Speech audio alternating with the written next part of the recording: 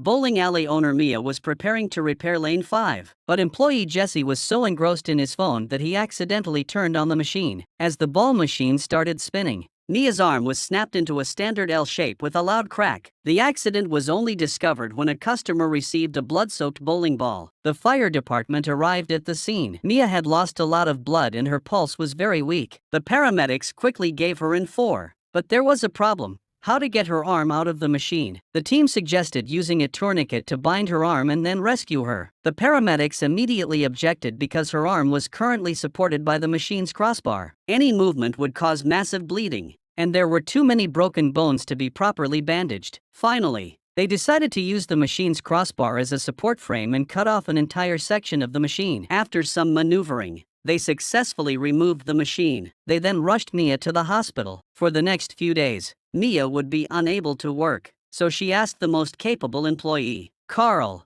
to temporarily take her place. Meanwhile, employee Jesse was lucky enough to receive an unexpected promotion. But on the other side, the ice cream machine was about to start its meat grinder show. Eddie discovered that the ice cream machine was malfunctioning and picked up a spoon to repair it. Manager Lisa saw this and immediately came over to help. Thinking that the spoon was stuck in the ice cream machine, Lisa tried to return the blade to its original position, and Eddie took the opportunity to quickly break free. But the next second, Lisa's hand was sucked into the machine like a meat grinder. The fire department received the alarm and rushed to the scene, only to find the store surrounded by onlookers. They were in spectator mode, frantically trying to get attention. Little did they know that this tragedy was caused by them. These students were from the same school as Eddie. They knew he worked here and often came to buy ice cream, but they never paid. But Eddie, being naive and kind-hearted, still considered them his close friends. Just now, they came again to get free ice cream, but the machine suddenly malfunctioned. Eddie didn't want to disappoint his friends, so he tried to fix the machine himself, and that's when the tragedy occurred. At this point, Lisa was already in so much pain that she was shaking all over. The team doctor, Carter, checked her and found that her heart rate was still normal.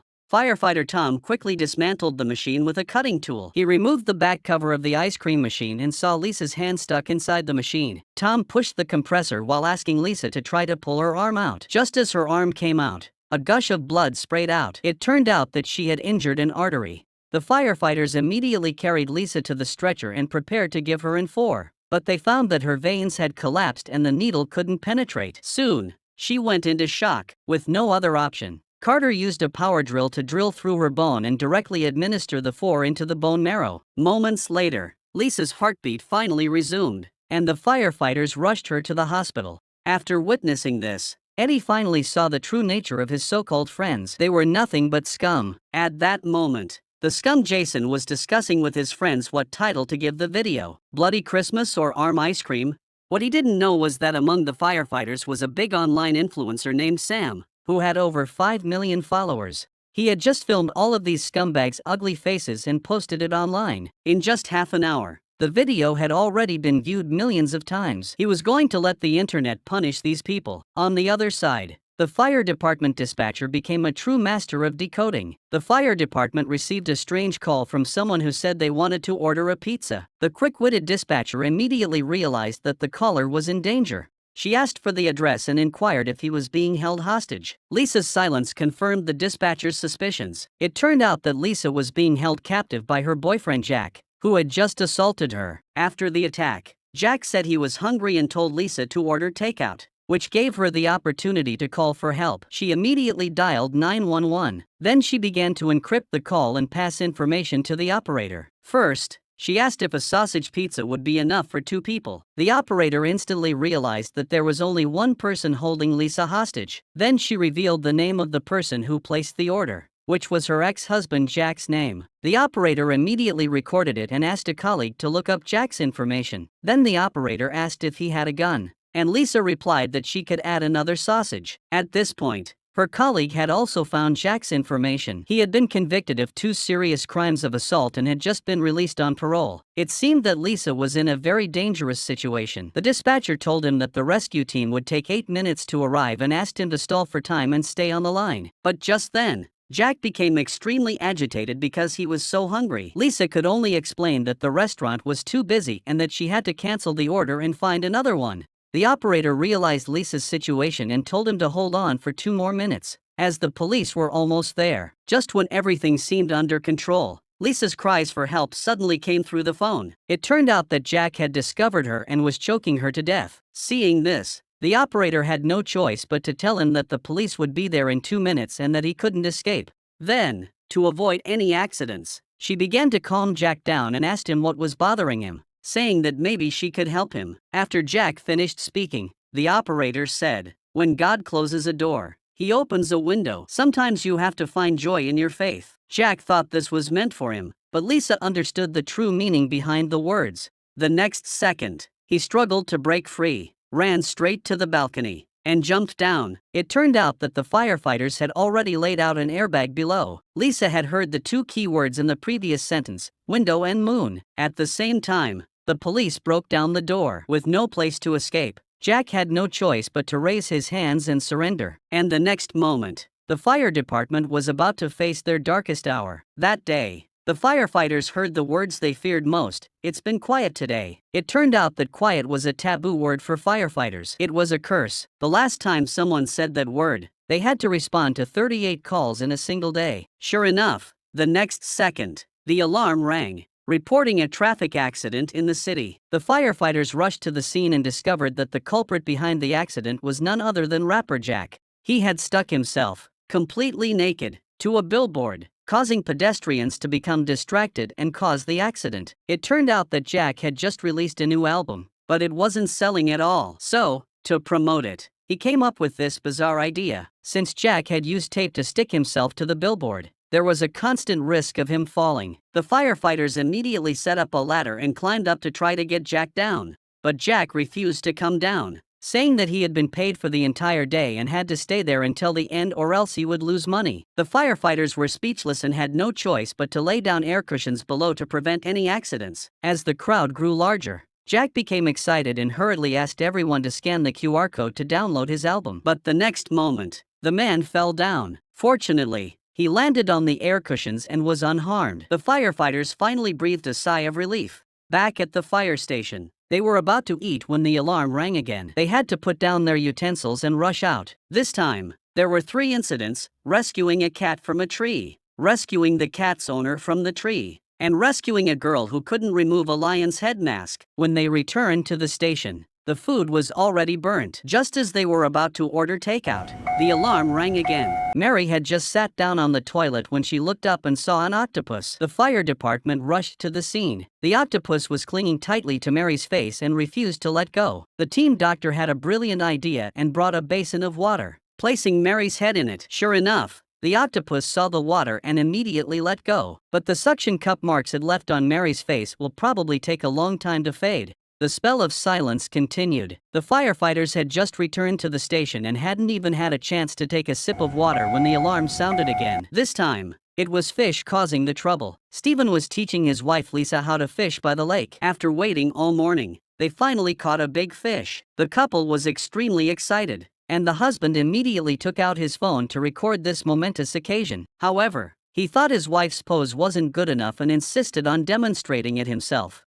But his hand slipped, and the fish fell directly into his mouth and slid down his throat. His wife immediately called 911. When the firefighters arrived, the man was lying on the ground unconscious, with blood all over his mouth. Team Dr. Tom examined him and found that the man's airway was completely blocked by the fish and he couldn't breathe. The blood in his mouth was probably caused by the fish's fins scratching his throat. Tom inserted a laryngoscope into the man's throat and found that the gills were blocking the trachea. If it had been any deeper, even Jesus wouldn't have been able to help. Tom immediately inserted a pair of forceps, first removing the gills, then hooking the fins, and finally pinching the tail. The moment the fish was removed, Stephen began to breathe again. His wife finally breathed a sigh of relief and swore she would never go fishing again. As of now, this is the 15th call today, but the firefighters know very well that it's far from over. On the other side, Nick, who was at the movie theater, crawled under a chair to pick something up and got stuck. The naughty kid Lucas was playing hide-and-seek and hid in the washing machine, but got stuck inside. A clown was crushed by a hydrogen tank. Mark threw a cigarette butt, which set off fireworks in the room and caused a fire. Just when things had finally calmed down and the firefighters were about to get in their truck and return to the station, A power pole fell and hit the engine of the fire truck. That was a voltage of thousands of volts. Everyone was too scared to move and had to call 911 for help. Soon, their colleagues arrived, but instead of rushing to rescue them, they took out their phones to take photos and post them on social media. It wasn't until midnight that they finally stopped and the spell was broken. After this experience, no one would dare to say be quiet again. On the other side, Amy was being choked by her pet golden python. When the firefighters arrived at the scene after receiving the alarm, they found the entire house filled with strange snakes. They went to the bedroom and found Amy being choked by the snake. This golden python was over 3 meters long, exerting a pressure of 88 pounds per square inch. If the snake wasn't removed soon, Amy would suffocate and die. The firefighters put on gloves and tried to pry it off, but the harder they pulled,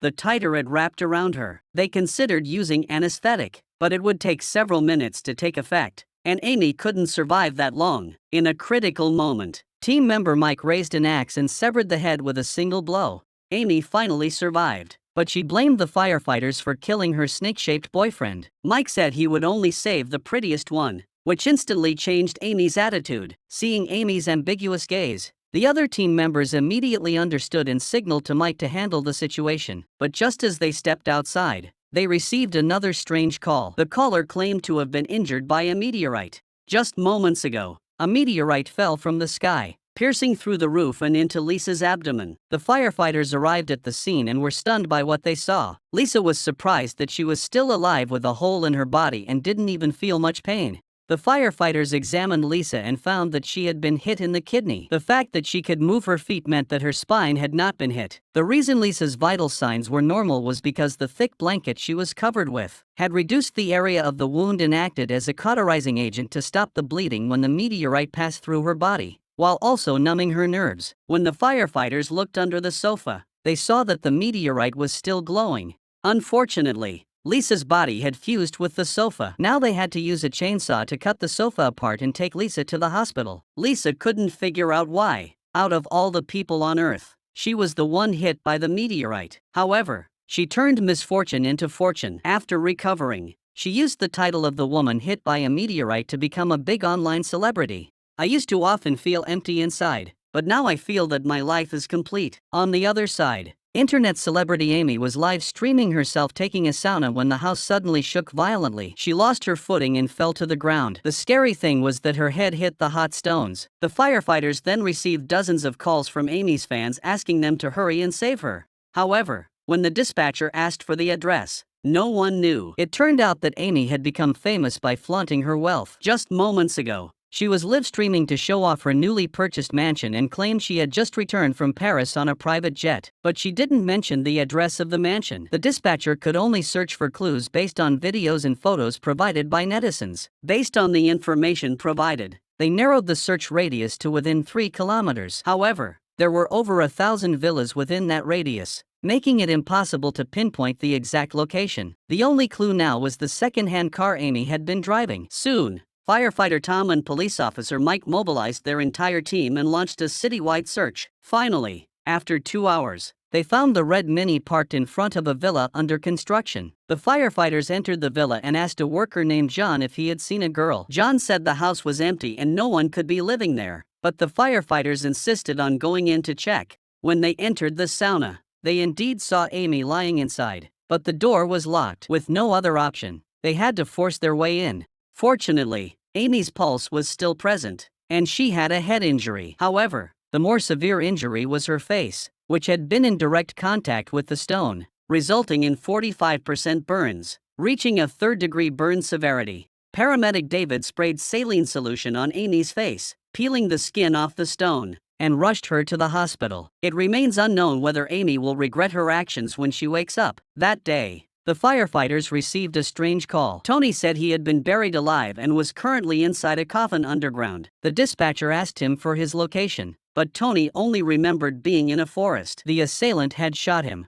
and he had lost consciousness. When he woke up, he found himself underground. The rescue team arrived at the scene promptly after receiving the notification. Since the mobile phone signal tower couldn't determine the exact location, they could only use a sonar device to search. Based on Tony's description, they estimated the coffin's dimensions to be approximately 2 meters by 0.8 meters, with a volume of less than 2 cubic meters. Therefore, the air inside was only enough for Tony to breathe for about an hour. They didn't know how much longer Tony could hold on inside, so they had to find him as quickly as possible. At that moment, Tony was in excruciating pain from his gunshot wound and was struggling to breathe. His instinct for survival drove him to frantically smash the coffin lid and let out agonizing screams. His cries triggered the sound wave detector, indicating that Tony was buried nearby. The dispatcher heard Tony still banging on the coffin lid. Suddenly, he punched the lid open, and dirt began to pour into the coffin. The dispatcher sensed danger and immediately notified the firefighters to speed up their search. He told Tony to take deep breaths and shout as loud as he could. At the same time, to allow the detector to better identify the sound, the captain told everyone at the scene to remain quiet. The firefighters finally heard Tony's cries and quickly located him. Everyone rushed over and started digging. Sure enough, they dug up the coffin, pried open the lid, and successfully rescued Tony. The team doctor gave him emergency treatment for his gunshot wounds and immediately sent him to the hospital. Later, the police investigated and discovered the reason why Tony had been buried alive. It turned out that Tony had harbored resentment toward his wife Lisa for years. Eventually, he couldn't take it anymore and bought 3 insurance policies for his wife. He then hired a hitman to kill Lisa, but unexpectedly, the hitman was instantly captivated by Lisa the moment he saw her. He immediately found Lisa and revealed her husband's plot to her. Lisa was shocked and angry upon hearing this, so she used her body as a bargaining chip to get the hitman to switch sides and agree to help her kill her husband Tony. The two then conspired to lure Tony into the forest, where the hitman shot him and buried him alive. In the end, all 3 were arrested and brought to justice. But how should their crimes be determined? On the other side, Jack was sleeping when his son buried him alive. At that moment, a bolt of lightning struck the ground, hitting him directly. Blood gushed out from Jack's neck, and the children were terrified. They immediately called 911. The firefighters arrived at the scene and found that glass had cut Jack's carotid artery. How did glass end up on the beach? The boy was puzzled, so the firefighters explained to him. When the lightning struck the beach, the temperature was so high that the sand melted into glass, and the wound was instantly scabbed over by the high heat. At this point, Jack's pulse was elevated and his breathing was shallow, likely due to the weight of the sand pressing down on his body. The firefighters immediately removed the layer of glass on the surface and quickly dug away the sand. As soon as Jack's arm was exposed, a gush of blood sprayed out. It turned out that his brachial artery had also been severed. The team doctor immediately applied a tourniquet to stop the bleeding. Once his condition stabilized, the firefighters secured Jack's neck, placed him on a stretcher, and rushed him to the hospital. His 2 young children were clearly terrified and would likely never attempt such a reckless act again. In the forest, Mike saw a fallen tree and curiously walked closer to take a look. Jack, the forest ranger in the distance, immediately realized the danger and shouted at Mike to stay away from the tree. Suddenly, a strong wind blew, and the tree stood up again, burying Mike under it. Jack quickly dialed 911, and the fire department arrived at the scene shortly thereafter. Faced with such a bizarre situation, Jack explained that sometimes storms can cause trees to fall, but the roots underground can pull the tree back up through tension, like a slingshot. At that moment, Mike's girlfriend, Lisa, was frantically digging through the dirt, insisting that Mike was still alive because she could hear him moaning. Firefighter Tom reassured Lisa, promising they would do everything they could to rescue him. The team members first dug a hole near the tree roots, secured a rope to the tree to create an anchor point, and then used a winch to try to pull the tree upright. Paramedic Carter finally managed to reach Mike. He removed Mike's shoes,